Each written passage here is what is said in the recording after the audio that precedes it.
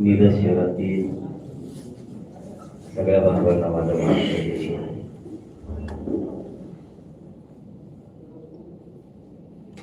ही खरंच पवित्र आणि क्रांतीची भूमी आहे. क्रांतीशिवाय नाना पाटील यांची भूमी आहे. लोकशाहीर साहित्य रत्न अण्णाभाऊ साठे यांची पण भूमी आहे. दत्तरायांची भूमी आहे. खूप इथं वीर पुरुष झाले आणि त्यांनी या राज्याला आणि देशाला दिशा दिली. अन्यायापासून अत्याचारापासून समाज मुक्त करण्याचं काम या सांगली भूमीने केलं.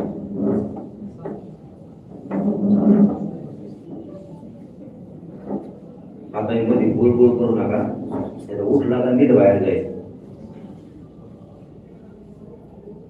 बाहेर कोण बोलते ते त्याला मला आत ये, नाही तर लगेच बाहेर होईल.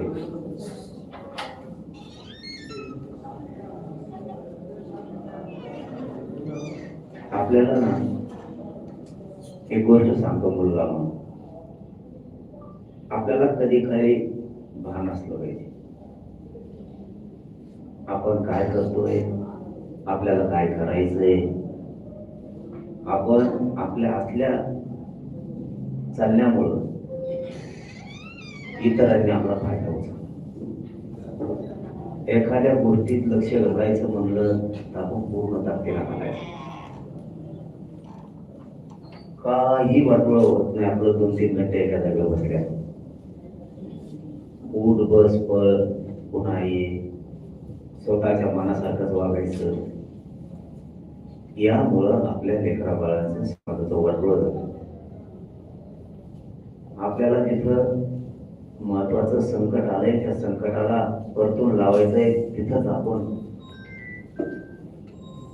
नेमकं चुकलो आणि आपल्या त्या चुकीचा, आपल्या गाफीलपणाचा फायदा आपल्या विरोधाकडे उचलला. आपली शक्ती लहान नाहीये, आपली शक्ती लहान नाही. आपल्या धाडसाला या प्रतिकाला तोड नाही. आपल्यासारखा बलवान समाज दुसरा नाही. तर आपण आपल्या शक्ती किती आहे ही बघितली नाही. म्हणून लोकांचं भागलं त्यांनी साधून घेतलं. मी तुम्हाला मुलगा म्हणून खवळतो, समाजाचं लेकरू म्हणून खवळतो. आपल्याला कुठंतरी बदलावं लागणार आहे. आता हमेशाच मनासारखं वागून समाजाचं नुकसान होईन असं वागून नाही चालणार. आपल्याला कोणाचं तरी म्हणणं आपल्याला ऐकावं लागणार आहे, कोणाला तरी मानावं लागणार आहे, आपल्याला झिजावं पण लागणार आहे, संघर्षही करावं लागणार आहे. तर समाजाच्या लेकराच्या पदरात सुख समाधान पडू शकतं. मला खरंय का खोटं माहित नाही, पण पश्चिम महाराष्ट्रातल्या घराघरातल्या मराठा समाजाला एक संदेश इथं द्यायचा. ते खरं असेल खोटं असेल मला माहित नाही. लोक म्हणतायत म्हणून मी तुम्हाला म्हणतोय. ते म्हणतायत की पश्चिम महाराष्ट्रातल्या लोकांना कशाची गरज नाही, अशी एक चर्चा आहे, उठवलेली चर्चा आहे.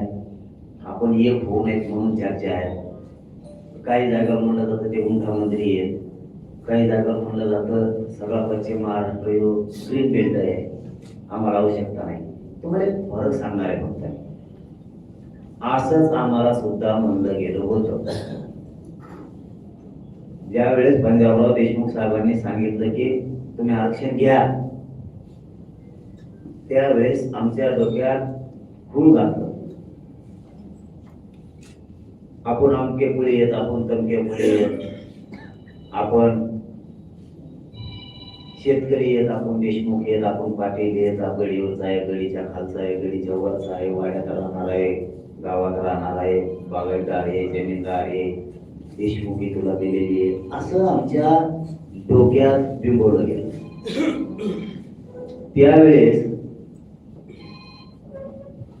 त्यावेळेस लोकांनी आरक्षण नाकारलं. बघा बघा काय सांगतोय तुम्हाला. एवढ्यासाठी तुमच्या मिरज शहरात आलोय. माझ्या समाजाला मुलगा म्हणून माझं सांगणं कर्तव्य ते सांगण्यासाठी आलोय. ऐकायचंय का नाही तुम्ही ठरवायचं.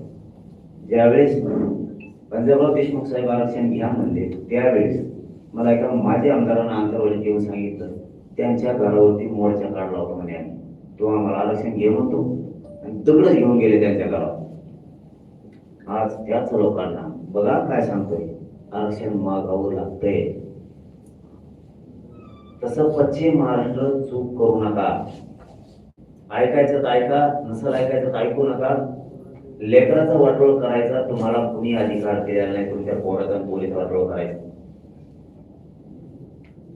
कधी काळानं आज तुमच्याकडे जमीन असेल कमी जर झाली तर पुढं काय करायचं. म्हणून छत्रपती शिवरायांच्या गरिमे काव्याचा उपयोग करायचा, छत्रपतींच्या स्वराज्याच्या विचाराचा उपयोग करायचा. त्यांनी भविष्याचं शोधलं नसता तेही पुढं राजा सरदार होऊ शकले असते, तेही सुखी राहू शकले असते. त्यांनी ठरवताना ठरवलं मला द्यायचं आहे तर त्या देशातल्या लोकांना स्वराज्य द्यायचं. तसं तुम्ही पश्चिम महाराष्ट्रातल्या लोकांचं खरं असो अथवा खोटं असो, जर कधी काही जमीन कमी झाली, फोन सुद्धा उचलत नाही कोणी, कधी काही जर जमीन कमी झाली, तुम्ही हयात आहेत तोपर्यंत लेकर सुखी ठेवतात, कष्ट करतात, जमीन कशीतात, तिला पिकवतात सुद्धा. तुम्ही केलं तसं तुमचं पोरग करीन कशावर. डॉक्टर झाला, डॉक्टरचा पोरग डॉक्टर होईल कशावर. एखादा मास्तर झाला, मास्तरचं पोरग मास्तर होईल कशावर. एखादा तहसीलदार झाला, तहसीलदारचं पोरग किंवा पोरगी तहसीलदारच होईल कशावर बोलता. तुम्ही राजकारणी झाला, तुमच्यासारखं तुमचं पोरग होईल कशावर सांगणार तुम्ही. एखादा तलाठी झाला, एखादा PSI झाला, त्याचं पोरग पोरगी होईलच कशावर. म्हणून सावध व्हा. जमिनी आता जर कमी झाल्या, तुमचा ग्रीन बेल्ट आहे पश्चिम महाराष्ट्र, आणि कमी जर झाल्या तर पुढे लेकरांनी काय करायचं. म्हणून आत्तापासून सावध व्हायचं. तुमची जी जमीन आहे ती तशीच राहील. पश्चिम महाराष्ट्र पैशावाला आहे, पैसे तसेच राहतील. लेकर जर नोकरीला लागले, अधिकारी झाले तर तुमची उंची वाढणार आहे, कमी नाही होणार. तुमच्या जमिनी जागेवर राहतील, पैसा जागेवर राहील, जास्त पैसा येईल आणि तुमची शान पण वाढेल. तुमच्या दारात तहसीलदार म्हणून, PSI म्हणून, कलेक्टर, SP म्हणून, MBBS doctor, MD doctor, BHMS असेल, इंजिनियर असेल, तुमच्या दारात लेकराची गाडी आली, तुमची प्रतिष्ठा वाढणार आहे. तुम्ही साईड करून रस्त्यानं चालणार आहे. जमीन विकायची सुद्धा गरज पडणार नाही. म्हणून आरक्षण लय गरजेचं आहे. जमिनी हाईट म्हणून विकायच्यात का, जमिनी बागायती आहेत म्हणून दुसरं काही नको आहे का, हे विचार चांगले नाही. ज्यांच्याकडे जमिनी आहे तरी त्यांनी कारखाने टाकले, मग त्याला कारखाना टाकायची काय गरज. ज्याच्याकडे कारखाना आहे त्या कारखान्यावाल्याने 500-500, 1000-1000 एकर जमिनी घेऊन ठेवल्या. कशाला घेतल्या मग. जरी आज त्याने ऊस लावला, त्याने अंगूरची बाग लावली किंवा अनेक डाळिंबाची बाग लावली किंवा मोसंबीची बाग लावली किंवा अनेक वेगळे वेगळे पिकं घेतले, तरी पण त्याला जोड व्यवसाय सुद्धा केला की आपण प्रतिष्ठा वाढली पाहिजे, उंचीकडे गेलो पाहिजे, आपले लेकरबाळ वाढले पाहिजे, समाजाची प्रतिष्ठा राहिली पाहिजे. असं मी पहिल्यांदाच ऐकतोय. तुमचा ग्रीन बेल्ट आहे म्हणून आम्हाला आरक्षणाची गरज नाही किंवा आम्हाला अमक्याची गरज नाही. तुम्हाला एक सांगितलं कोणी, तुम्हाला डबल फायदा होईल. कोकणातल्या लोकांना सुद्धा तेच सांगतो, भल्या भावनेत तात्पुरत्या आनंदात जगण्यात मजा नाही.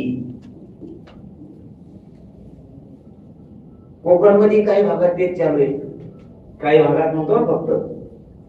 हा मान नको नको तर नको घेऊ, तो एका घरी घेऊन आला का कोणी, त्याचा झीड तिकडं वाढवायची काही गरज नाही आम्हाला. पण ज्याला लागतंय त्यांना तुमच्या खोट्या परिस्थितीत जगून मारू नका. किती शहर नोकरी मराठी कुणबीमध्ये दाखवू तुम्हाला आपलं आंदोलन सुरू व्हायच्या आधी. जिजाऊपेक्षा तर कुळ आपलं मोठं नाहीये, आणि जिजाऊपेक्षा छत्रपतीपेक्षा आपण जर एखादं कुळ मोठं म्हणत असलो तर आपण मराठीच नाही. त्यांच्यापेक्षा कोणतं कुळ मोठं आहे, क्षत्रियाचं. छत्रपती शिवरायांचे मामा म्हणजे जिजाऊचे वंशज ते सगळे आरक्षणामध्ये आहेत. आरक्षणाचा 96 कोळीचा 92 कोळीचा काही संबंध नाही. तुम्हाला जो रोटी बेटी व्यवहार करायचा आहे 96 कोळी 96 संघच करणारे, 92 संघच करीत, 11 11 संघ करीत, 12 12 संघ करीत, त्याच्यात काही प्रॉब्लेमच नाहीये ना. आरक्षणाचा त्याचा काय संबंध? असं कधी झालंय का? ज्यांना ओबीसी आरक्षण आहे, ज्यांना ओबीसी आरक्षण आहे, विचार करू नका रे तुम्ही. उगाच उभा ते घेणं नाही देणं नाही. कुणी आलंय का मंत्री खत्री कोणी जेवल्याचं? बघू नका. आपला विषय गंभीर आहे. समाजानं बुद्धी खूप विचारपूर्वक बदल करणं गरजेचं आहे. परिस्थिती हाताच्या बाहेर जाऊ दे नका. वेळा पाठे करतोय फक्त या समाजाच्या लेकरासाठी. तुमचेच लेकर उद्या अधिकारी होणार. तुम्ही पैशावाले, तुम्हाला तुमच्या स्टेटस प्रमाणात पोरं शिकवायला त्यांना नाही.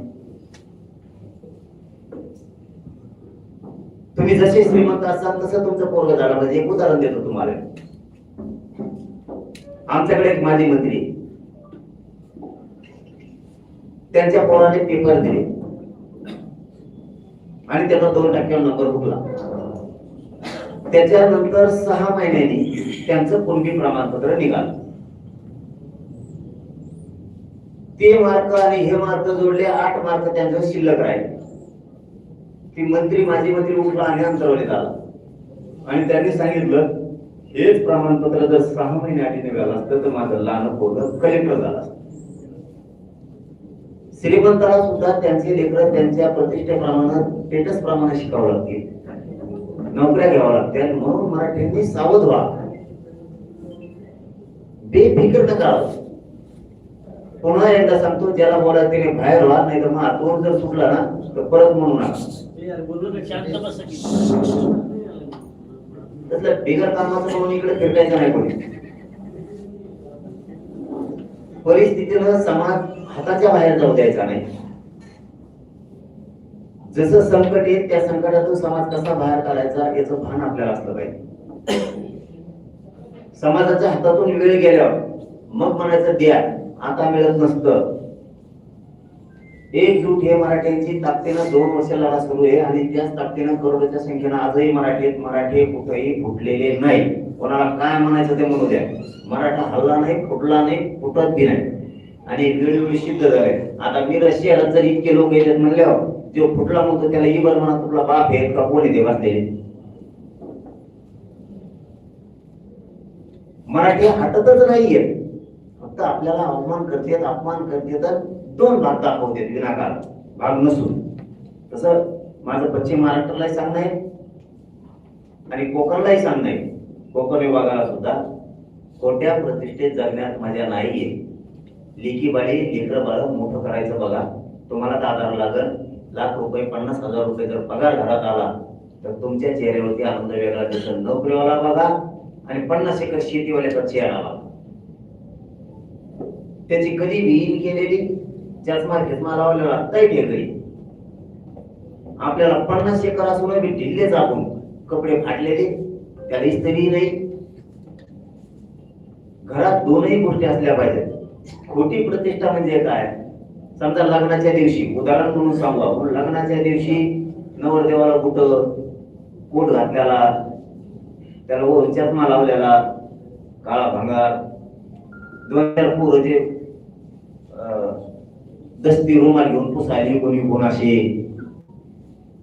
हे कायमचं सुख मिळायचं स्वप्न कवा बघायचं. ते तात्पुरता आनंद झाला 2 दिवसाचा. असेच पोटात राहिले पाहिजे तुमचे पोरं पोट घालून रोज येशी पोरग पोरगी समाधानानं राहिली पाहिजे. आयुष्याचं त्यांना आरक्षण देऊन एकदा लेकरू नोकरी लागले की 50-60 वर्ष जागा सोडत नाही. आपल्याला काय नाद लावला माहिती का? तुम्हाला वेळ आहे का? तुम्ही म्हणायचे लावला जाणताना आता कवा सोडीतून कवा नाही. आपलं जर असतंय रकाच्या कथाला सोडीतच नाही म्हणून. आपल्या लेकराला आपण आयुष्याचं देऊ ना. तात्पुरतं द्यायचं बंदच करून टाकायचं. ते आयुष्यात त्याला कधीच काही कमी पडणार नाही ही आपण द्यायची सोय करू. आपली पिढी येईल. आणि कशी रडत पडत आपण आपली पिढी घालू, पुढची कशी घालायची? आपल्या लेकरांना त्रास न झाला पाहिजे, संकट नाही आलं पाहिजे, ही जबाबदारी आपली. म्हणून आपण त्यांच्यासाठी चंद्रसूर्य आहे तो उठणार नाही असं देऊ. मी ठरविलं समाजाला द्यायचं नाही, इतकं द्यायचं की समाजाला चंद्रसूर्य आहे तो उडाला नाही पाहिजे. तात्पुरतं नाटक नाही करायचं, मोर्चाला जायचं म्हणून नाही जायचं, आंदोलनाला जायचं म्हणून नाही जायचं. पूर्ण क्षमतेने काम करायचं, फुटायचं नाही, मॅनेज व्हायचं नाही. हे आपण ठरवून घेतलं. नाही तुम्हाला हे सांगतो, मला काय दिलं नसतं येते, सगळे मंत्रीच माझ्यापाशी बसून होते. या पाळी 7-8 मंत्री पत्र दिली असते हो, पण माझ्या समाजाच्या लेकराचं वाटलं झालं असतं. मी उघड्या डोळ्यानं माझ्या समाजाच्या लेकराचं वाटलं झालेलं बघितलं, कारण मला ते बघायचं नव्हतं. कारण गद्दा रक्त नाही, भेसळ रक्त नाही.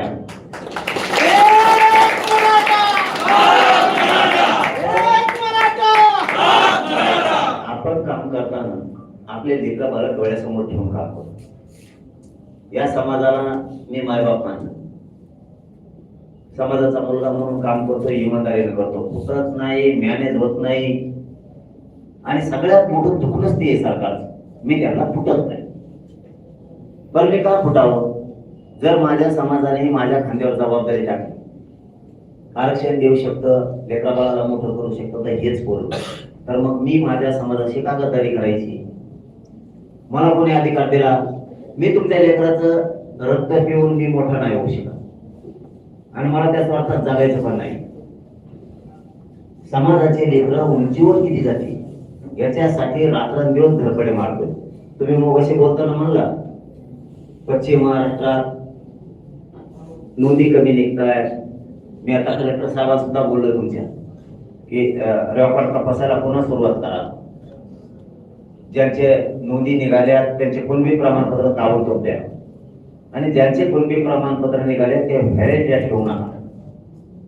मी आता थोड्याच वेळानं मंत्री महोदय शिरसाट साहेबांचं सांगणार आहे की तुमचा ते विभाग आहे, सांगली जिल्ह्यातली तक्रार येता कामा नाही.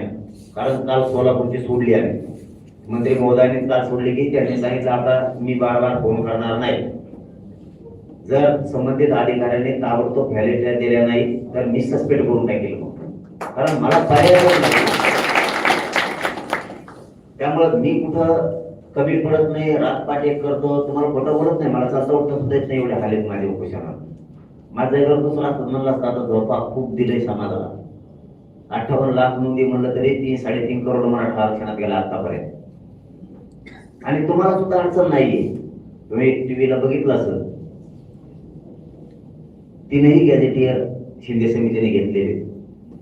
त्याच्यात तुमचं सातारा संस्थांचं राजश्री शाहूराजेंचं संस्थांचं गॅजेटियर सुद्धा घेतलंय. अभ्यासकांचं असं म्हणणं आहे ते गॅजेटियर लागू झालं तर एक सुद्धा माणूस पश्चिम महाराष्ट्राचा राहत नाही, एक पण. मला माहित नाही, अभ्यासक म्हणते, मी वाचलं नाही, आपण वाचल्याच्या भानगडीत पडत गेले. तसंच मराठवाड्यात सुद्धा हैदराबादचं गॅजेटियर घेतलंय त्यांनी, तेही लागू झालं तर तिथलंही राहत नाही. बॉम्बे गव्हर्नमेंटचं गॅजेटियर आहे, त्याच्यात काही खानदेश, विदर्भ, नाशिक पासूनचा काही कोकणचा पट्टा येतोय, त्याच्यात तिथंही राहत नाही. काही औंध संस्थांच्या नोंदी आहेत, त्याच्यात महाराष्ट्रातल्या प्रचंड प्रमाणात नोंदी केलेल्या आहेत, ती घ्यायचंच आहे. आणि ते तिन्ही गॅजेटियर घेणार आहे, त्याच्यात तर काय दुमत नाही. तुम्हाला माहिती मी एकदा घेईन म्हणलं की घेतो, फक्त माझी पद्धत थोडी वेगळी. मी काय करतो, जरा टप्प्यात येऊन देतो, दमादमाने घ्यायचं, घाई गडबड नाही करायची. घाई गडबडीत 70 वर्ष माझ्या समाजाच्या लेकराचं वाटवं झालं. स्वस्वार्थासाठी, स्वतःच्या स्वार्थासाठी मी नाही लढत. समाजाचे लेकराचा अधिकारी व्हायला का? आताच्या भरतीत महावितरणमध्ये 750 पोरं गेलेत आपले. तुम्ही 5 वर्ष देवा आणखी वंच ऑफिसर जातो ना, सगळे आपलेच पोटे दिसले पाहिजे, कुंकड खिशाला वाचायचं नसतं, सगळे आपलेच. फक्त त्याच्यासाठी इमानदारीनं काम करून मेहनत घ्यावं लागणार. गॅजेटियरचा तिन्ही घेणार आहे. मराठा आणि कुणबी हे जे आर यावेळेस 29 घ्यायचा म्हणजे घ्यायचा, सोडायचा नाही. कारण सुद्धा कसं आहे, तुम्हाला माहित असावं म्हणून इतकं शांत व्यवस्थित तुम्हाला समजून सांगायला, कारण प्रत्येकाला आरक्षण गोष्ट माहीत झाली पाहिजे. नुसतं उठायचं पळायचं, नुसतं मी पाटील हे मी आमचं आहे, या भानगडीत पडून वाटोळ करून घ्यायचं नाहीये. मला एकदा मंत्री म्हणले होते, गिरीश महाजन साहेबासोबत 1 7-8-10 मंत्री आले. तुमच्या ध्यानात आहे का नाही मला माहित नाही, पुन्हा आठवण करून देतो मी तुम्हाला. त्यांनी सांगितलं होतं, कारण त्यावेळेस माझी मागणी होती मराठा आणि कुणबी एक ह्यो जे पाहिजे, हैदराबादच्या गॅजेटचं सगळे गॅजेट पण पाहिजे. तर त्यावेळेस त्यांनी असं सांगितलं होतं, मराठा आणि कुणबी एक हे तुमच्या मागणीप्रमाणे कायदा जर पारित करायचा असला, जे आर काढायचा असला, जोडलं लिखाय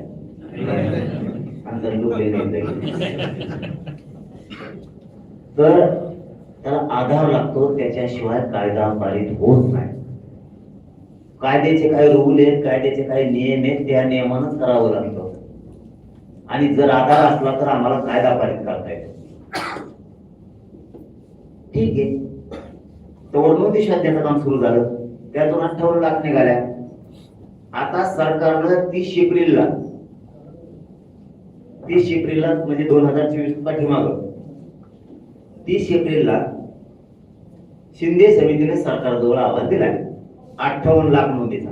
समिती त्यांची, सरकार त्यांचं गठीत केले, त्यांनी अहवाल स्वीकारलाय. सरकार सगळं तुमचंच, आमचं काय नाही. त्यावेळेस तुम्ही म्हणला होता आधार पाहिजे. आता 58 लाख नोंदीचा अहवाल आहे तुमच्याकडे, कायदा पारित करायला आधार पाहिजे किती? म्हणजे सरकारी दर पुढे खिंडीत सापडल्या. सांगलीतल्या मराठ्यांनी समजून घ्या. आणि ज्यावेळेस खिंडीत सापडतं, ज्यावेळेस बोलायला जागा नसती, त्याच वेळेस विजय प्राप्त करायचा असतो.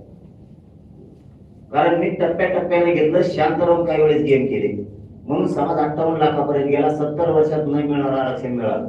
नाही तर सगळे जण म्हणत होते आता मराठ्याला कवाच आरक्षण मिळू शकत नाही. आपण आपल्या पद्धतीने चालून, आपल्या डोक्याने चालून चालून मराठ्यांना आरक्षण मिळवून दिले. आता 58 लाख नोंदीचा त्यांच्याकडे अहवाल आहे. मराठा आणि कुणबी कायदा पारित करायला काही सरकार पुढे अडचण नाही. त्यांनी किती मनभेद करू द्या, किती खोट्या बातम्या पसरू द्या, मराठा आणि कुणबी एक हे जे आर निघतोय ते आपल्याला काढायचा. उदाहरण द्यायचं ठरलं, आपल्याला 58 लाख नोंदीचा अहवाल आहे, आधार आहे. ज्या ज्या ओबीसीच्या जाती आरक्षणात गेल्या त्यांना कुठलाच आधार नव्हता. बघा बरं का, एकालाही आधार नव्हता. ज्या 67ला 180च्या आसपास मागपुढे आकडा होईल त्या जाती घातल्या आरक्षणात, त्यांना कुणालाच आधार नव्हता. कोणत्या बेसवर, कोणत्या निकषावर त्यांना आरक्षणात घातलं काहीच माहित नाही कोणाला. तरी आपण मराठ्याने सोडून दिलं. आपल्या देणं घेणं पण नाही, कारण आपली इतके नीच विचार नाही, इतके लोकांच्या लेकराचं वाटोळ व्हावं. त्यांना आरक्षण दिलं, आपण म्हणलं जाऊ द्या, द्या, काय देणं घेणं नाही, भांडलो नाही, कधी विरोध केला नाही. पण या मंडळी काय गोळ केला, 90, 88, 89, 90 ला त्याला एक 2-3 कामं सांगितले होते गठीत करताना. जी जात आरक्षणात घालायची ती जात मागास सिद्ध करा.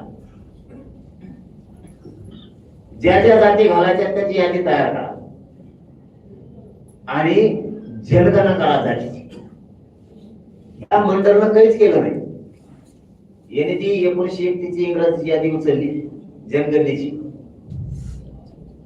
मला वाटतं माझ्या माहितीप्रमाणे त्यावेळेस शाहूराजांनी भास्करराव जाधव साहेबांना आंतरराष्ट्रीय परिषदेला पाठवलं होतं बहुतेक. त्यावेळेची एक यादी होती ओबीसीची, ती यादी उचलली. मराठ्याला कळतंय ना मी काय म्हणतोय?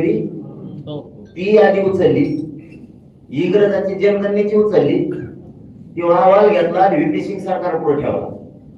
कोणाला मागास सिद्ध केलं नाही, कोणत्या जातीला यादी केलेली जातीची कोणाला मागास सिद्ध नाही केलं आणि 14% आरक्षण देऊन मोकळे झाले.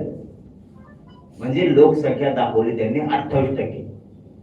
14% आरक्षण देऊन मोकळे झाले. आमचं पोट दुखत नाही, तुम्ही बिनधास्त खावा. आमचं म्हणणं एवढं आहे, तुम्हाला त्यावेळेस दिलं, कोणाला मागास सिद्ध न करता दिलं, कुठली यादी सर्वे न करता दिलं, तरी आमच्या मनात काही पाप नाहीये. तुमचे लेकरं मोठे व्हावेत, खावत. आणि आम्ही लढून मिळवतोय तर मग आम्हाला विरोध का करतात? इथं आपला प्रश्न. तुम्हाला सगळं बोगसच दिलं. मराठा भारत देशावर पहिला असा आहे. पुन्हा पुन्हा तेच सांगतो तुम्हाला, मी काय बोलतोय लक्षात येते ना. भारत देशात मराठा समाज एक जात अशी की 3दा मागास सिद्ध झाली. एकदा नाही, दोनदा नाही, 3दा मागास सिद्ध झाली, तरी मराठ्याला आरक्षण नाही. राणे समितीने केलं, गायकवाड आयोगाने केलं, सुप्रे समितीने केलं, आताच्या शिंदे समितीने केलं, तरी मराठ्याला आरक्षण नाही. यांना मागास सिद्ध नेमके कोणत्या आयोगाने केलं सांगा ना मला. कोणत्याच नाही, तरी तुम्हाला देऊन टाकलं, हरकत नाही, घ्या. पण आम्ही मागास सिद्ध झालो तरी आम्हाला आरक्षण नाही. आमच्या नोंदी निघाल्या तरी पण नाही. तुमचे कोणाची नोंद सापडली एखादं सांगा बरं. 180च्या आसपास जाती होत्या 67ला. आता त्या जाती माया माहितीप्रमाणे मला मागच्या आठवड्यात माहिती मिळाली 513 जाती झाल्या ओबीसी आरक्षणात. 513 त्या कशा गेल्या? पोट जाती उपजाती म्हणून. मग मराठ्यांची पोट जात कुणबी होत नाही का? म्हणजे तुमचं ते काही होतं आणि आमचं म्हणणं होत नाही. ही कायद्याची आणि सरकारची पद्धत मला मान्य नाही. म्हणजे तुम्ही त्यांना पोटजात म्हणून उपजात म्हणून घेतात, तत्सम जात म्हणून घेतात. आम्हाला कसं काय घेतलं जात नाही? ही आमचा मूळ प्रश्न आहे.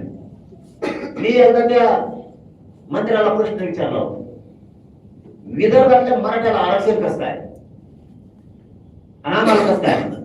आमच्या मराठवाड्यावर पश्चिम महाराष्ट्र सगळं नाते विदर्भासंघाने कोकणापर्यंत मुंबईपर्यंत नाते आहेत. जे नोकरीत आम्हाला कुणबीतून आरक्षण, त्यांचं नातं सुद्धा कुणबी संघ आहे आमच्या तिथं. मला ते दाखवायचं नाही, वेळ आल्यावर दाखीन. मग कारण तुम्ही जर आमच्या बोर्डात जायला लागला तर आम्हाला ते तुमच्या बोर्डापर्यंत चौकशी करावं लागणार आहे. तर त्या मंत्र्याने मला त्यावेळेस सांगितलं होतं व्यवसायावर आधारित दिलेले आरक्षण. बरोबर का? व्यवसायावर आधारित दिलेले. म्हणलं चांगली गोष्ट आहे, कारण मला काय माहित नाही. तू ऐकूनच विचारावं लागेल म्हणला मला. आता आणि आपण काय बाबा गरीब माणूस आहे, गोळा आहे, आपल्याला काही कळत नाही. येडा आहे, येडा आहे म्हणते ना. माहिती देवेंद्र फडणवीसच फक्त म्हणतो ते येडा नाही, त्याला सांगले बेकार आहे. बाकीचा चांगल्या कळालाय की मी काय चीज आहे.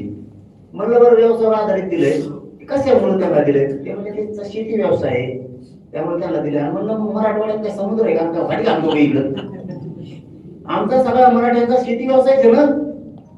बरं जाऊ दे, तू व्यवसायावर नाही दिलं, तू काय म्हणून नाही ते सांग. चल, काय निकषाच्या आधारावर आरक्षण दिलं, ते निकष पूर्ण करण्याची जबाबदारी आमची मराठ्यांची. चल सांग, ते गरीब आहेत का म्हणून त्यांना दिले तर मराठ्यात मी गरीब दाखवतो.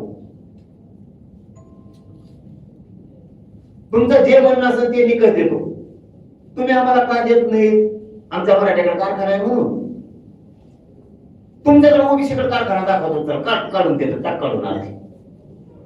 मराठ्याकडे पेट्रोल पंप आहे म्हणून आरक्षण नाही मराठ्याला. मी ओबीसीकडे पेट्रोल पंप दाखवतो, टाक काढून द्यायला आरक्षणाच्या बाहेर.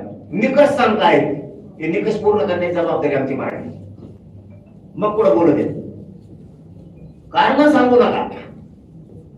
आम्ही सगळे रूल सगळे फॉलो केले, आरक्षणात जाण्याचे सगळे निकष, तरी आम्हाला देत नाहीत. याचा अर्थ तुमचं तुम्हाला आमचे लेकरं मराठ्याचे मोठे होऊ द्यायचे नाही. ही सत्य परिस्थिती. म्हणून मराठ्याने भानावर आहे. उगाच पश्चिम महाराष्ट्र, मराठवाडा, पुढं खानदेश विदर्भ करायचं नाही. अरे आपण एकी आईचे लेकर आहे सगळे. एक जीवन राहिलो तर आपला झेंडा फडकणार, नाहीतर झेंडा फडकू देणार नाही. तर लक्षात ठेवा, आरक्षणाचा पुढचा विचार करा. आज चारी बाजूने विनाकारण घेतलेलं आपल्याला, विनाकारण, काही कारण नसू. सगळ्याला सांभाळलं माझ्या पूर्वजांनी, माझ्या मराठा बापाने. आज सगळे जण आपल्या विरोधात आहेत का? मराठ्याला आरक्षण नाही मिळू द्यायचं म्हणून. आणि ते तर मी घेणारच आणि घेतलंय मी. आता तर त्यांनी एवढ्या 100-150ची टोळी तयारी केली माझ्या विरोधात लढायला. जुने म्हातारे फतारे सगळे सापडून आणले जणून त्याने. आला अशी माहिती मिळेल. त्याच्या बंगल्यावर कुठेतरी बैठक झाली. म्हणले याला आता आरक्षणच नाही मिळून द्यायचं. त्याला माहितच नाही, घेतलं सगळं. 58 लाख नोंदी निघाल्या, 3 कोटी मराठी गेले. तर आता 29 आहे ते पुरं घेणार आहे. तू किती आण? 150 आण, 200 आण, ताकदवर आण, बिगर ताकदीचे आण, आपण घेणार. कारण माझ्या समाजाचा ते हक्क आहे. तुम्हाला उदाहरण म्हणून सांगतो. तुमच्या नावाचा जर 3 एकरचा 5 एकरचा जर सातबारा सापडला तर ती जमीन तुमच्या हक्काची सोडायची नाही म्हणजे नाही. आपल्या जर नोंदी सापडल्या तेव्हा आपला हक्क आहे, लेकरं बाळ मोठे करा. तुम्हाला या 6 महिन्यात लक्षात आलं असेल, प्रत्येक विभागात आपले लेकर चालले. माझ्या माहितीप्रमाणे मला माहिती दिली 8-9 कक्ष अधिकारी झाले संसदेत, होते का वा? इथं लय किंमत आहे अधिकाऱ्याला. सरपंच व्हा तुम्ही, जिल्हा परिषद सदस्य व्हा, नगरसेवक व्हा, तुम्हाला काही किंमत नाही. तलाट्याने सही केली तर खरंय, आणि तलाठी 500 रुपये घेतल्याशिवाय सही करीत नाही असं लोक म्हणतात. किंमत कोणाला आहे? प्रशासनाला आहे. तुम्हाला मला काय किंमत नाही. जर सचिव आणि उपसचिवांनी ठरवलं मंत्र्याचं नाही ऐकायचं, ते ऐकतच नाही. म्हणून आपल्याला वेगळं वेळ लावलंय, हे सांगतो तुम्हाला. आपल्याला राजकारणात वेळ लावलाय आणि त्यांनी प्रशासकीय जागा घेऊन बसले. आपल्याला दिल्या 5 वर्षाचे, त्यांनी घेतल्या 50-50, 60-60 वर्षाचा. आपण मोकळे तर जागाच खाली व्हायला, ती जागाच खाली होत नाही. म्हणून पुढच्या काळात तरी मराठीने जागावा. मी माझ्यासाठी झटत नाही, मतदानासाठी रात्रंदिवस येत नाही, तुमच्या लेकरा बाळासाठी बरोबर चालली सगळी. कधीही लेकरांचं डोक्यावर पाप नका घेऊ. हे बघा, शिक्षण इतकं महाग झालंय आता. शिक्षण करणं खूप अवघड गोष्ट झाली. आणि श्रीमंत मराठ्याला सांगतो, तुमच्याजवळ जर करोडोनी पैसे असले, तुम्ही 2 करोड रुपये घालून लेकरं शिकवता, पण 1% हुकल्यावर आरक्षणामुळे काय करणार? कारण सगळं आता ऑनलाईन युग झालंय. तुम्ही काही करू शकत नाहीत, आता काहीच करू शकत नाही. त्यामुळं पैशाबरोबर आरक्षणाची पण गरज आहे.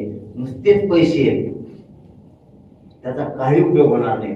लेकरं अधिकारी होण्यापासून रोखू नका. तुमच्या हातानं तुमच्या लेकरा बाळाचं वाटोळ करू नका. उद्या लेकरं अधिकारी झाले तर शान वाढणार आहे तुमच्या कुटुंबाची. पश्चिम महाराष्ट्रात जर आपल्याच लेकराच्या लाल दिवे करून गाड्या हिंडायला लागल्या तर तुम्ही त्याचे ठोकून सांगता ती माझी पोरगी आहे, ते मा पोरग आहे. फक्त भानावर आहे. तुम्ही श्रीमंत असाल, आणखी श्रीमंत होतात. तुमच्याकडे लय पाणी आहे, ग्रीन बेल्ट आहे तुमचा, त्याला 4-5 चांद लागतील ना आणखी. लेकरा अधिकारी झाल्यावर चारही बाजूला तुमचा उदो सुरू होईल. चारही बाजूला तुमचं नाव घेतलं जाईल. म्हणून 29 ऑगस्टला आता अंतिम लढाई करायची. तुम्हाला 2-3 कामं सांगतो, तेवढे तुम्ही करायचे आजपासून. उद्या नाही, बेद्या नाही, आजच. तुम्हाला काही भाषा कळते ना?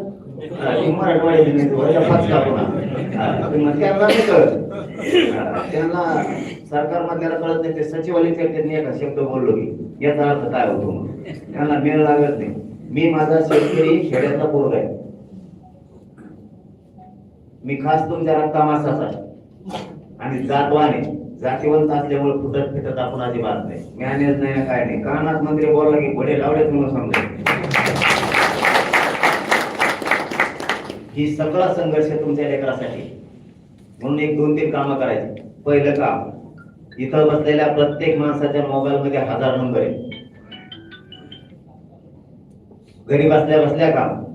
ज्याला भेव वाटतं बाहेर जाऊन फिरायचं, कोणाचं तरी टेन्शन येतं, राजकारणाचं येतं, कोणाचं येतं, घरी बसल्या बसल्या काही टेन्शन आहे का? आता मोबाईल काढायचं, त्यात 500 तरी नंबर मराठीचे. नवीन मोहीम सुरू केली महाराष्ट्रात आता मराठीच्या पोरांनी. ह्या 6-7 दिवसात एकामेकाला फोन लावायचा आणि एवढंच सांगायचं, मुंबईला चल. काम लक्षात आलं का?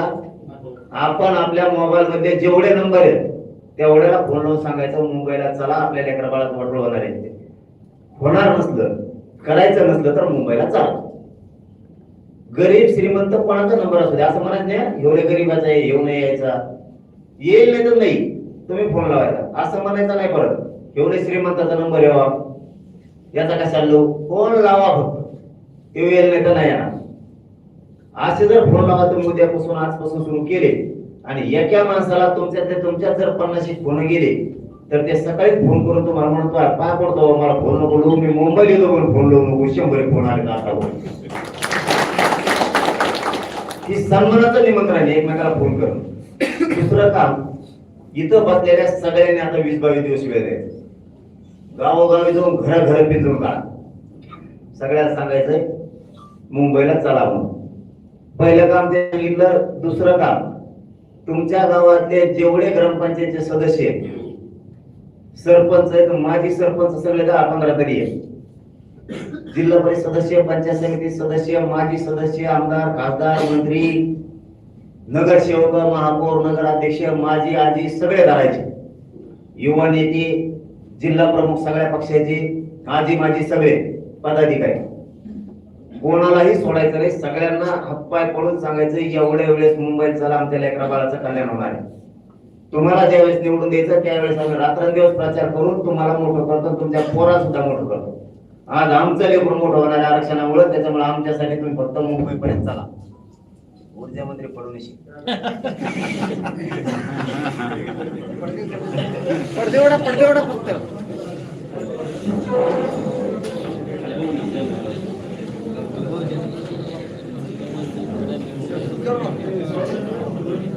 अपक्षात बोलू नका, आवाज येतोय सगळीकडे. अपक्षात बोलू नका. एक दोन करू का, सुरू करू का? तुम्ही शांत बसले, आवाज येतोय काय नाही. ऊर्जा मंत्री कोणी बी असू दे, तुम्हाला काय करायचं? मी बी ऊर्जा मंत्र्यापेक्षा पुढचा आहे, त्याला काय होतं. फडणवीस साहेब ऊर्जा मंत्री म्हणून असं होणारच आहे, आता लाईट जाणारच आहे. आपलं दुसरं काय आहे, सगळ्या गावातल्या प्रशासकीय आणि शासकीय पदावर बसलेले जेवढे आपले लोक आहेत तेवढ्याला सांगायचं मुंबईला चला. तुम्ही सगळे मुंबईला येणार आहेत त्यांना सांगितल्याच्या नंतर. तुम्हाला माग माहित नाही कोण मुंबईला आलं कोण नाही आलं. आपल्या ताईला सांगून जायचं, ताईला सांगायचं मराठी ऊर्जा मंत्र्याला काही करू द्या. आपण ज्यावेळेस मुंबईला जाणार आहेत त्यावेळेस आपण सगळे मुंबईत असणार आहेत. मागचा कोण जिल्हा परिषद सदस्य, पंचायत समितीचा सभापती आला नाही, उपसभापती आला नाही, नगराध्यक्ष आला नाही, उपनगराध्यक्ष आला नाही, कोण सरपंच आला नाही हे आपल्याला माहित होणार. आपल्या सगळ्यांनी ताईला सांगून ठेवायचं मी मुंबईला जाणार आहे. माग गल्लीत कोण निघत तर फक्त मला माघारी आल्यावर सांग, आणि तुम्ही फक्त मला हळूच सांगा. त्याचा बाजारात उठी तुम्ही त्याला पाडच म्हणून समजायचं. जेव्हा आपला नाही, जेव्हा आपल्या लेकरा बाळासाठी नाही, जो समाजासाठी नाही, तेव्हा आपला अजिबात नाही, अजिबात कदर नाही करायची कोणाची. त्यांचे लेकरं मोठं करताना आपण रात दिवस प्रचार करतो, कोण रेट चिटकितो नाही. एक दिवस मुंबईला रोग आला यांना, कारण हे दोन काम अति महत्वाचे करायचे. तिसरं काम, एक घर एक गाडी काढायचा प्रयोजन सुरू करायचं. एक घर एक गाडी म्हणजे मग गाड्याच नाही तुम्ही म्हणता नाही. कोणती आता मोहिली जी गाडी असेल ते प्रत्येकाच्या घरात मोटरसायकल. ज्याच्याकडे फोर व्हीलर आहे त्याने फोर व्हीलर घ्यायची, मोठी गाडी घ्यायची, ट्रॅक्टर, टेम्पो, ट्रक, काय रिक्षा असतील तुमचे, काय जे असेल वाहन ते घ्यायचे. आणि ज्याच्याकडे काहीच नाही प्रत्येकाच्या घरात मोटरसायकल. आपण आपली मोटरसायकल काढायची, फक्त मुंबईला चिंगाट पळा, तिकडे चिंगाट मागे घेऊन ये. आरक्षण मी आणतो, तुम्ही टेन्शन घेऊ नका. फक्त 29 ऑगस्टला सांगली जिल्ह्यातला जातवान मराठा घरी नाही राहायला पाहिजे. जातीसाठी लढाई जिंकली. छत्रपति शिवाजी महाराज के जय. मरो दादा तुम आगे बढ़ो, हम तुम्हारे साथ हैं. एक मराठा. आपण आपल्या घराघरातल्या गाड्या बाहेर काढायच्या आणि सगळ्यांनी मुंबईच्या दिशेने जातीसाठी एक दिवस यायचे. एकदम सोपी मुंबई. कोणाला गाडी मागायची गरज नाही, काय नाही, फक्त त्या दमाने हाणायचे. कोणाला इजा नाही झाली पाहिजे, नुकसान नाही झालं पाहिजे. दमाने चालायचं, नियम पाळायचे, शांततेत सगळे राहायचे, जाळपोळ करायची नाही, दगडफेक करायची नाही, काय नाही. तुम्हाला काय करायचं? शांततेत गेलं तरी आरक्षण पाहिजे, दगडदगडी केली तरी आरक्षण पाहिजे. तुम्हाला शांततेत मिळून दिलं ना, तुम्ही फक्त मुंबईत या. 29 ऑगस्टला 10 वाजता मी तिथं बसला का तुम्ही तुमच्या व्यवसायाला मागे या. कोणा शेतात काम आहेत, तुम्ही शेतात कामाला या. पण 2-3 दिवस काम कारण फिरण काही सांगायचं नाही. मला एक काम होतं, आमचं होतं, काही काम नाही तुम्हाला, गप्पा ठेके जाऊन कामाला होतं. 3 दिवस काम पुढे काय वाटलं होणार नाही, झालं. जर तुमच्या 2-3 दिवस काम पुढेल्यामुळे आपल्या समाजाचं कल्याण होणार असलं तर हो दे, आपलं वाटलं समाजाचं कल्याण होईल. त्यामुळे सगळ्यांनी मुंबईकडे 29 तारखेला इतक्या ताकदीने निघायचं. आपण आपली मोटरसायकल सुरू करायची आणि गावगाव बैठक घ्या. कुणी कोणाची वाट बघू नका. ठेवण्याचा येणार, तेव येणार, तेव येणार, तेव नाही आला त्या जात मारून टाकायची का आपली गरीबाची. गरजवंत गरीब मराठ्यांचा कुणी नाही. आपली लढाई आपल्याला लढावं लागणार आहे. तुम्हाला उदाहरण सांगतो, हो इथं कोणी कोणाचं नाही. या युगात अवघड युग झालंय आता. तुम्हाला सांगतोय, तुम्ही भानावर राहा, बुद्ध्या ठेका ठेवा. तुम्ही जर कधी आजारी पडलात, तुम्ही जर कधी दुःखात असलात ना, तुमच्या तोंडून फिरायला कोणी येणार नाही. कोणता नेता तुमच्या पाठून हात नाही फिरणार. तुमची लेख, तुमची पोरगी किंवा पोरग तुमच्या तोंडून हात फिरायला येणार आहे, पाठून हात फिरायला येणार आहे. म्हणून लेकर आधी मोठे करायचे. कोणाचं काय खरं नाही या युगात. आपली गरिबाची लढाई आपणच लढायची, आपणच जिंकायची. काही होऊ दे, हटायचं नाही. मी हटतोय का? 2 वर्ष झाले इतके संकटात मायावर, सरकार इतकं माया मागं लागले, विरोधी मायाच मागं लागले, तरीही मी 1 इंच सुद्धा मागे सरकत नाही. यावेळेस मास्तर, डॉक्टर, वकील आणि राजकारणी मराठी या 4 लोकांच्या गाड्या बाहेर काढायच्या. हा, ते कर्मचारी सगळे झाले. त्यात पोलीस आले, त्याच्यात आले, कर्मचारी मराठी जेवढे इंजिनियर जे जे असतात तुम्ही ते कर्मचारी मराठा म्हणला की सगळे आले. त्यातले त्यात 3-4 लोकांजवळ गाड्या आहेत. डॉक्टर, मास्तर कावळे आवडे म्हणून झापून फिरले गाड्या एवढे वेळेस बाहेर काढायचे. गरीबाच्या लेकरांना साथ द्या. तुम्ही आमच्यातले बुद्धिजीवी वर्ग आहे. डॉक्टर, वकील, शिक्षक, हे मास्तर लोक, हे वकील, इंजिनियर, राजकारणी मराठी, श्रीमंत मराठी, ही बुद्धिजीवी वर्ग आहे आमच्यातला. आमच्या गरीब लोकांच्या मदतीसाठी तुम्ही धावून या, एवढंच आमचं म्हणणं आहे. तुम्ही 1 दिवस 19 तारखेला मुंबईला आला तर आमचं कल्याण होणार आहे आणि तुमचं सुद्धा होणार आहे. कारण तुम्हालाही तुमच्या प्रतिष्ठेप्रमाणे पुढे शिकावं लागणार आहे. त्यामुळे तुम्हालाही आरक्षणाची गरज आहे. फक्त गाड्या घरी ठेवू नका. कारण ह्या गाड्याचा मी अंदाजा घेतला, आपले गरीबाचे लोक भाड्याने लो ट्रकवर बसते, जीपवर बसते, गाड्या घेऊन जाते. ह्या गाड्या घरी कसं राहतात याचा थोडा मी विचार केला. कारण हे गाडी खरकू नये, पुढं घासू नये म्हणून बाहेर नाही, घासून दे, मोडी तर मोडी जायच्यासाठी. आणि आमचं भे वाटतं तुम्हाला आमच्या हातात देऊ नका. तुम्ही तुमच्याच हातात घ्या. नसतं तुमच्या चुलत्या पुलत्या जवळ द्या. फक्त तुमची गाडी आणि तुमचे 2-3 माणसं मुंबई पाठवा आणि तुमची गाडी घेऊन हे जे वर्ग आहे, कर्मचारी वर्ग, यांच्या गाड्या घरात न ठेवता यांनी सरळ फक्त एवढंच सांगा, इथून गाडी सुरू करा आणि 29 ऑगस्टला आपली मुंबईला जाऊन आणि तिथून माघारी घेऊन ये. तुम्ही थांबू नका म्हणतो आम्ही. पण आमचं म्हणणं आहे, यावेळेस श्रीमंत मराठ्यापासून कर्मचारी मराठ्यांनी सगळ्यांनी गाड्या बाहेर काढा आणि तुम्ही मुंबईकडे चला. आरक्षण यावेळेस अंतिम लढाई करायची. कारण सरकारला बोलायला जागा नाही.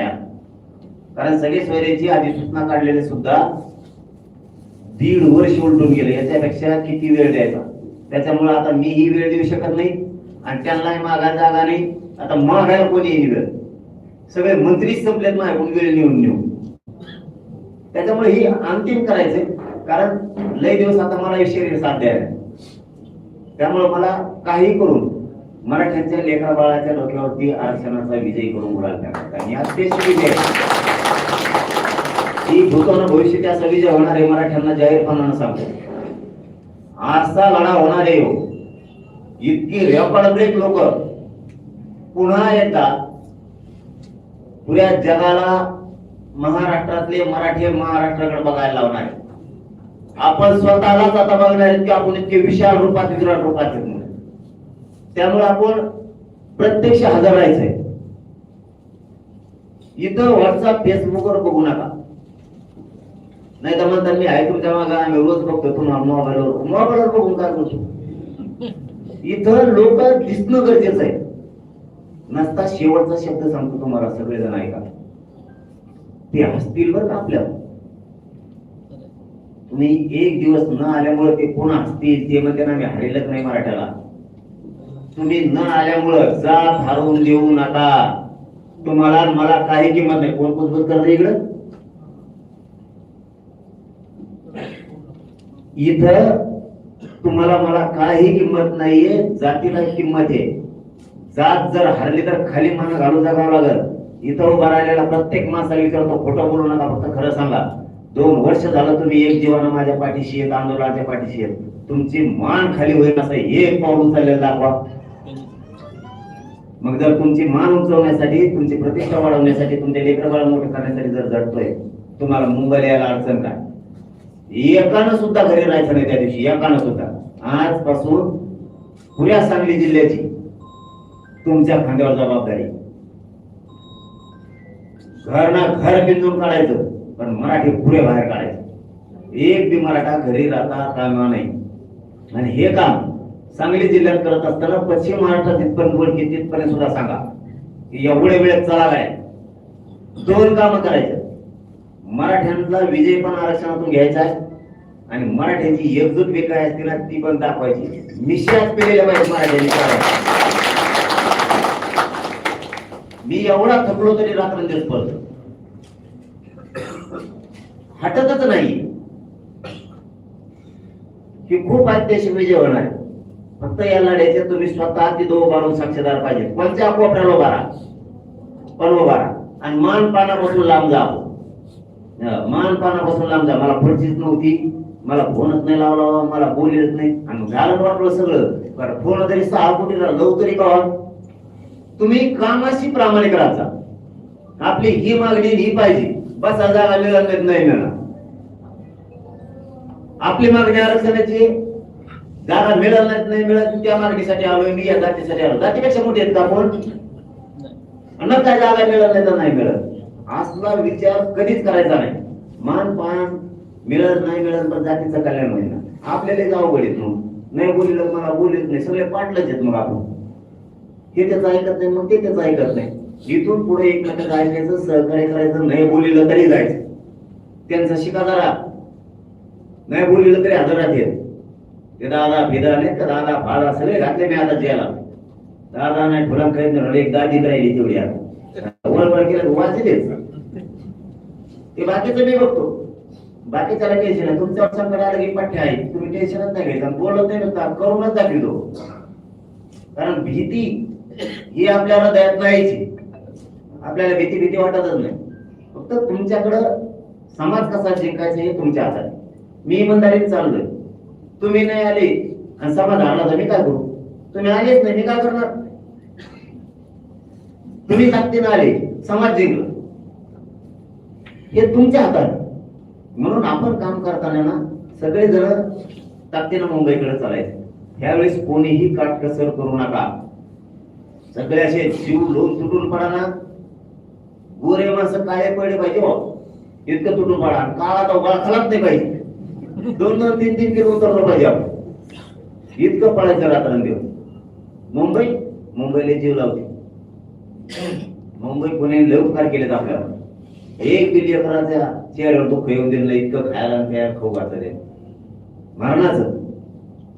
यावेळेस सुद्धा पुणे आणि नाशिकवर लय मोठी जबाबदारी जिल्ह्यावर. कारण त्याला रेल्वे आहे.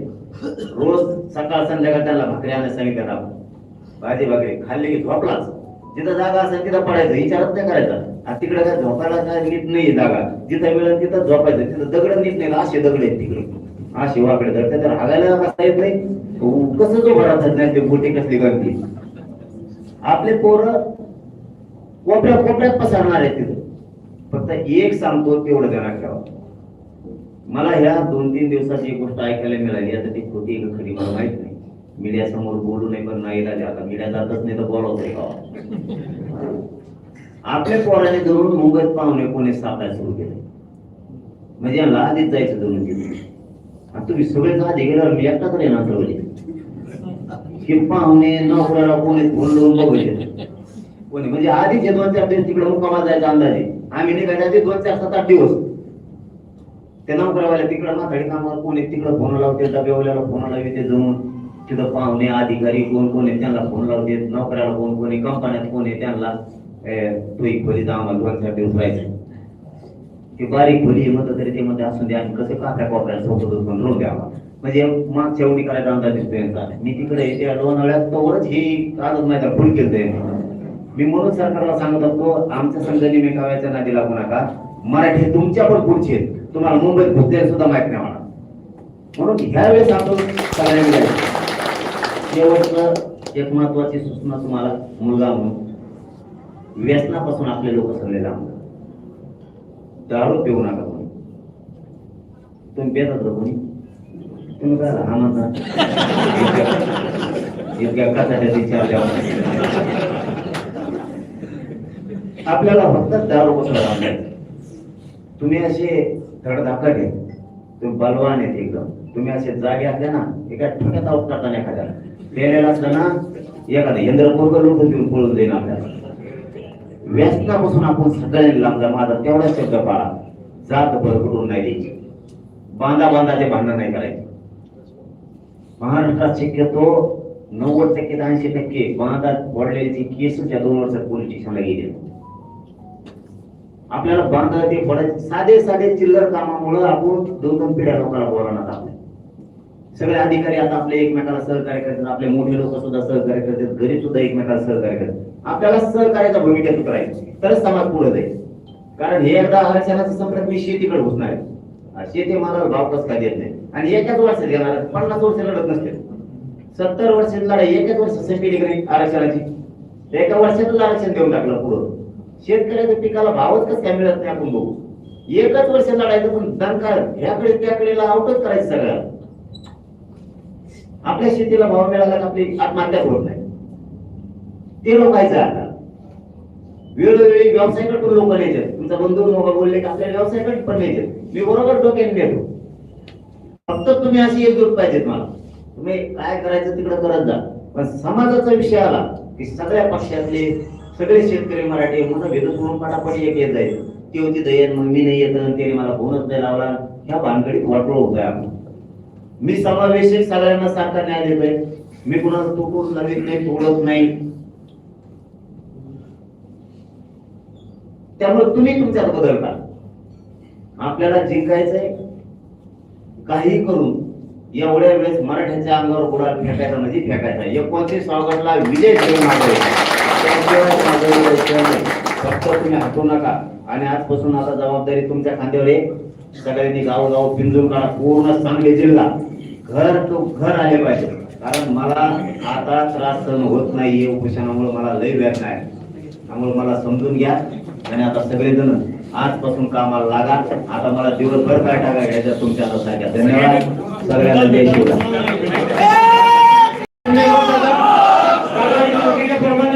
दादांना एक आश्वासन देऊया. सांगलीतून नक्कीच 29 तारखेला सर्व मराठा बांधव घराघरातून बाहेर पडेल. आणि या ठिकाणी सर्वांनी जागेवरती थांबा. 2 मिनिटांमध्ये पत्रकार परिषद घेते. पत्रकार परिषद झाल्यानंतर सर्वांना फोटो काढायला मागे वेळ देता येईल. सर्वांनी